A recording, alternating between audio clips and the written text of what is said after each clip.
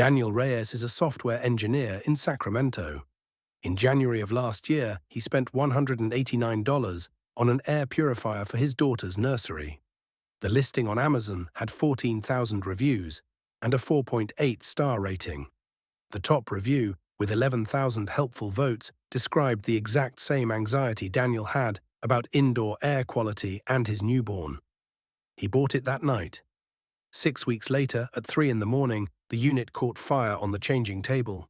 His wife smelled the smoke first. The fire department was at their door within 7 minutes. His daughter was unharmed. The purifier was a melted plastic shell by the time the firefighters were done. When Daniel went back to the Amazon listing the next morning, it was gone, pulled overnight. He called Amazon. They offered him a refund and a $50 credit. They would not tell him who had sold it. They would not tell him how many other units had shipped. They would not tell him why 14,000 reviewers had described the product as safe, when the product was not safe at all. The 14,000 reviewers, he learned later, did not exist. They were AI, and the brand behind the listing had paid roughly $22,000 on a Telegram channel to make them appear. This is the AI review mill industry, the engine that now sits underneath an enormous fraction of what you buy online, and the reason a 5-star rating in 2026 means almost nothing. The business of fake reviews used to be cottage and clumsy. Sellers paid offshore workers $2 per review to type stilted English into a template. The accounts looked obviously fresh, the language was off, the platforms could spot it within days. That entire economy collapsed in late 2023 when generative AI made it cheaper, faster, and almost undetectable. Today, a single operator with a laptop and a Claude or GPT key can produce 10,000 unique, fluent, emotionally specific product reviews in a single afternoon. Each one references the buyer's fictional life, a daughter's birthday, a kitchen remodel, a back injury from gardening. Each one varies in tone and length. Each one cites a different reason for the purchase. The reviews read like reality because, in a sense, they are reality, just not the buyer's reality. The pricing on the underground market reflects the new abundance. A package of 1,000 5-star Amazon reviews, complete with verified purchase tags, runs about $2,800. 20,000 reviews across a product line takes about a week and costs around $40,000. A complete launch campaign, synthetic reviews, synthetic Q&A answers, synthetic competitor takedowns on rival listings, is a $60,000 product, and there are brokers in Shenzhen, Karachi, and Istanbul who will sell it to you over Telegram with a money-back guarantee. The operators run lean. The largest single cluster sits in Shenzhen, run out of office parks by men in their 30s who used to manage factory-direct Amazon launches the legitimate way and pivoted when the math changed. There is a Karachi cluster that grew out of the old freelance SEO scene. A Vietnamese ring runs the supplements category almost exclusively. And an American cohort, usually solo, usually in Miami or Las Vegas, often former affiliate marketers, has cornered the high-end work for US direct-to-consumer brands that want a clean domestic legal shield. The biggest brokers are now pulling in 8 figures a year. The buyer almost never knows who actually wrote the reviews. The buyer's brand looks clean. The brand's listing climbs. The platform's algorithm, trained to reward engagement, pushes the listing higher. The cycle compounds. The technology stack is humiliatingly simple. The operator buys aged Amazon accounts on a private market, accounts with 2 or 3 years of real human purchase history, sometimes drained from old data breaches, sometimes bought from real shoppers who were paid $40 to hand over their logins. Each account has a believable purchase history, a verified credit card, a real shipping address. The operator loads a few hundred of these accounts into a tool called Review Forge, Stardust, or one of about 2 dozen competitors, and connects an AI model.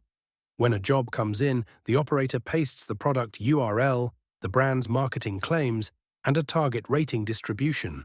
The model studies the existing listing, the competitor reviews, the product photos, and the seller's claims, and produces thousands of reviews calibrated to look like a natural distribution, mostly 5-star, with a careful sprinkle of 4-star and 3-star reviews complaining about minor things like packaging or shipping speed, never about the product itself. Then the accounts buy the product with the seller's money, ship it to forwarding addresses, and post the reviews over a staggered 3-week window. The verified purchase badge attaches. The fraud is complete. The victims are sorted into 2 groups. The first is consumers like Daniel Reyes, who buy products that have not actually been vetted by anyone. A 2025 study by Consumer Reports tested 200 top-rated Amazon products in the 4.5 to 5-star range, across electronics, supplements, kitchen appliances, and baby goods. 41% failed basic safety or efficacy testing. 11% failed in ways the testers described as dangerous. The reviews on every one of those failing products were dominated by what review forensics researchers now call high-fluency synthetic clusters, groups of accounts whose posting cadence, vocabulary, and emotional structure fell inside statistical bands that no real cohort of human shoppers ever produces. The products kept selling. Many are still on the platform.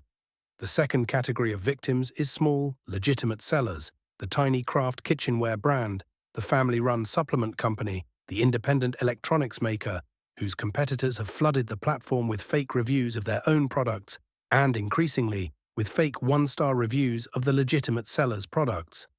A Boulder-based ergonomic keyboard maker named Arya Ngata watched her flagship product drop from 4.7 stars to 3.1 in a single month last spring, after a competitor paid roughly $9,000 to bury her. Her sales fell 68% in 11 weeks. She filed 8 separate appeals with Amazon. None were resolved before she had to lay off her 2 employees. By the time Amazon investigated, the damage was done. She is now selling directly through her own website and has stopped relying on the marketplace entirely.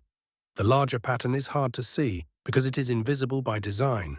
Researchers at the Network Contagion Research Institute estimated in late 2025 that on Amazon US alone, somewhere between 30 and 42% of all reviews posted in the previous 12 months on consumer products under $500 were synthetic.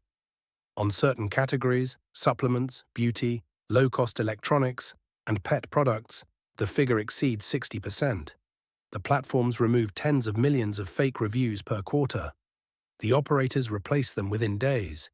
It is a treadmill that the platforms are losing in slow motion, partly because the platforms profit, on margin, from the listings that the fake reviews promote. A researcher named Saskia Wenz, who runs an independent project called Review Scope out of Hamburg, has spent 3 years building open-source tools to detect synthetic review clusters. Her method analyzes reviewer history depth, semantic variance, posting time distribution, and cross-listing footprint. She catches roughly 70% of synthetic review campaigns within 72 hours of launch and publishes them in a public database. She has received 2 cease and desist letters from law firms representing brands she exposed.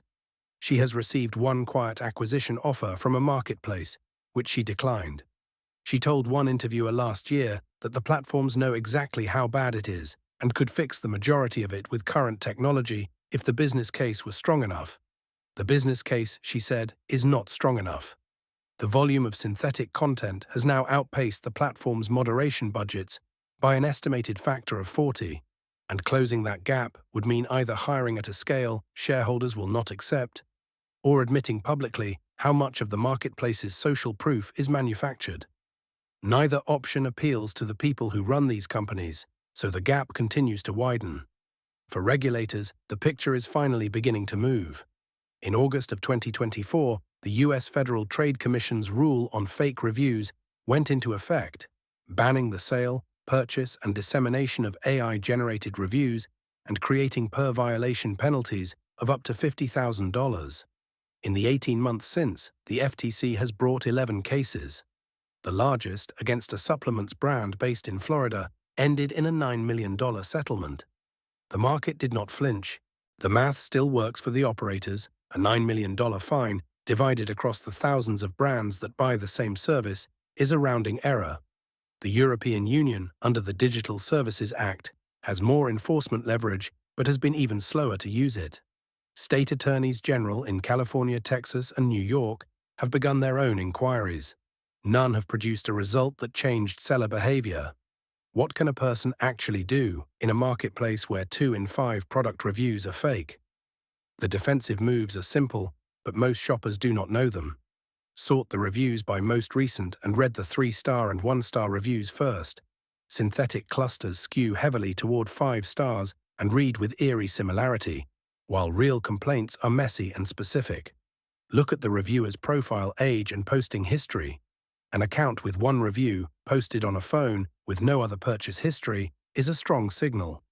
Be especially careful in the 4.6 to 4.9 range, because that is the rating band the operators target, high enough to convert, low enough to look natural. Treat any product with more than 5,000 reviews and a launch date inside the last 12 months as suspicious by default. And for anything that touches a child, a flame, a power outlet, or a body, air purifiers, baby monitors, supplements, lithium-ion devices, do not buy on a star rating alone. Look at the brand's own website, the manufacturer's safety filings, independent test labs, and reporting from outlets like Consumer Reports or Wirecutter. The crowd you think you are reading is increasingly not a crowd at all. It is an output, manufactured to order, of whichever party paid the most that week to bury the truth about what is actually in the box.